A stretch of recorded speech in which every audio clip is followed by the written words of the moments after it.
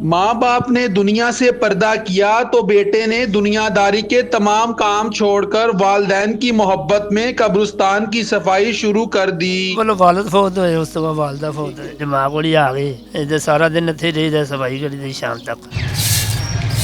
शादीशुदा हो? हाँ जी, शादीशुदा है। कितने बच्चे ने? नाबालो। 3 बच्चे ने। हाँ जी, ਇਹ ਕਿਦੋਂ ਦੀ ਸਫਾਈ ਸੁਥਰਾਈ ਕਰ 20-25 ਸਾਲ ਹੋ ਗਏ ਕਰਦੇ। 20-25 ਸਾਲ ਹੋ ਗਏ ਨੇ। हाँ जी, ਤੇ ਵਾਲਿदैन ਨੂੰ ਫੌਤ ਹੋਏ ਤਕਰੀਬਨ ਕਿੰਨੀ ਦੇਰ? वालदा बोलो वालद फौत होए, उस तो बाद वालदा फौत होए।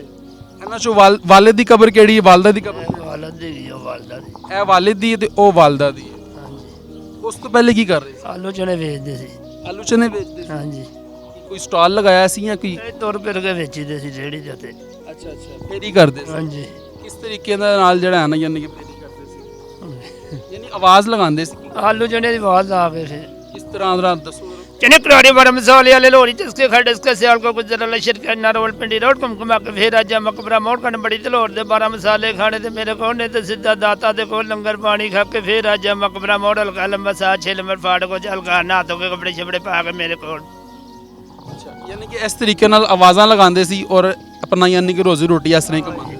हाँ जी, ਲੇਕਿਨ ਵਾਲਿदैन ਦੀ ਵਫਾਤ ਤੋਂ ਬਾਅਦ ਕਬਰਸਤਾਨ ਦੇ ਵਿੱਚ ਆ ਕੇ ਸਫਾਈ ਸੁਥਰਾਈ ਦਾ ਕੰਮ ਸਟਾਰਟ। ਸਫਾਈ ਤੇ ਮੈਂ ਅੱਗੇ ਵੀ ਕਰਦਾ ਸੀ, ਬਸ ਵਾਲਦਾ ਫੌਤ ਹੋਏ ਤੇ ਫਿਰ ਇੱਕੋ ਹੀ ਕੰਮ ਹੋ ਸਕਦਾ ਜੈਸ ਚਨੇ ਵੇਚ ਲਈ ਜਾਂ ਸਫਾਈ ਕਰ ਲਈ। ਵਾਲਿदैन ਦੀ ਮੁਹੱਬਤ ਦੇ ਵਿੱਚ ਕਰ ਰਹੇ ਹੋ? ਆ ਇਹ ਮਾਂ ਪਿਓ ਦੀ ਮੁਹੱਬਤ ਹੀ ਕਰਦੇ ਅੱਛਾ, ਤੇ ਚਲੋ ਕੋਈ ਸਾਡੇ ਕੋਈ ਗੁਨਾਹ ਸ਼ਿਰਾ ਹੋਣਾ ਹੈ ਮਾਫ ਹੋ ਜਾਵੇ।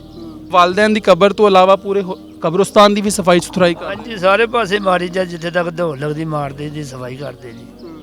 ਇੱਥੇ ਸਾਰਾ ਦਿਨ ਇੱਥੇ ਰਹੀਦਾ, ਸਫਾਈ ਕਰੀਦੀ ਸ਼ਾਮ ਤੱਕ।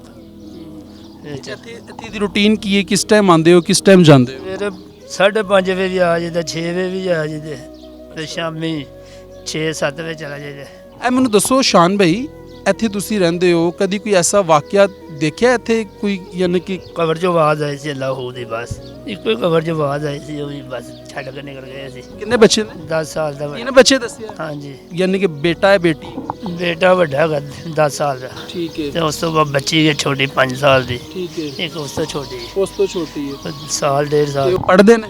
ਹਾਂਜੀ, ਪੜ੍ਹਦੇ। ਤੇ ਉਹਨਾਂ ਦੀ ਤਾਲੀਮ ਦਾ ਖਰਚਾ ਵਗੈਰਾ ਕਿਸ ਤਰ੍ਹਾਂ ਅਫੋਰਡ ਬਸ ਕਰ? ਇੱਥੇ ਹੀ ਅੱਲਾ ਪੂਰਾ ਕਰ ਰਿਹਾ ਯਾਰ, ਅੱਲਾ ਦੇ ਰਿਹਾ।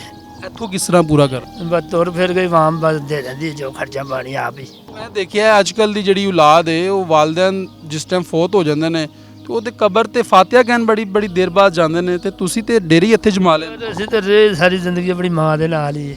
ਇਹਨਾਂ ਦੀ ਰਹਿੰਦੀ ਰਹੀ ਮਾਂ ਵੀ, ਹੁਣ ਵੀ ਸਮਝ ਅਸੀਂ ਆਪਣੀ ਮਾਂ ਕੋਲ ਹੀ ਹੈ। ਇਸ ਦੀ ਮਾਂ ਨੇ ਚਾਹਤ ਕੀਤੀ ਤੇ ਮਾਂ ਕੋਲ ਹੀ ਆ ਗਏ, ਜੇ ਸੇਵਾ ਕਰਦੇ ਰਹੇ ਮਾਂ ਪਿਓ ਦੀ ਤੇ ਉਹਨਾਂ ਨੇ ਫਲ ਦਿੱਤਾ ਸਾਨੂੰ ਸਾਰਾ। ਕਿੰਨਾ ਸਕੂਨ ਮਿਲਦਾ ਹੈ ਆ ਕੇ ਜਿਸ ਟਾਈਮ ਵਾਲਾ ਦੀ ਤੇ ਵਾਲਿਦ ਦੀ ਕਬਰ ਤੇ? ਮਿਲਦਾ, ਸਾਡਾ ਤੇ ਦਿਲ ਵੀ ਨਹੀਂ ਕਰਦਾ ਜਾਣ ਤੇ ਹੋਰ ਪਾਸੇ ਵੀ, ਇੱਥੇ ਰਹਿੰਦੇ ਸਾਰਾ ਦਿਨ ਇੱਥੇ ਹੀ, ਸਾਡੇ ਘਰ ਵੀ ਨਹੀਂ ਸਕੂਨ ਆਉਂਦਾ। ਜ਼ਿੰਦਗੀ 'ਚ ਪਰੇਸ਼ਾਨ ਹੁੰਦੇ ਹੋ ਤੇ ਆ ਕੇ ਇੱਥੇ ਹੀ ਪਰੇਸ਼ਾਨੀਆਂ ਆਪਣੀਆਂ? ਸਾਡੀ ਤੇ ਅੱਲਾ ਦਾ ਸ਼ੁਕਰ, ਹਰ ਸ਼ਾਹੀ ਹੈ, ਇਹਨਾਂ ਦੀ ਪਰੇਸ਼ਾਨੀ ਹਰ ਸ਼ਾਹੀ ਪੂਰੀ ਹੋ ਜਾਂਦੀ ਹੈ।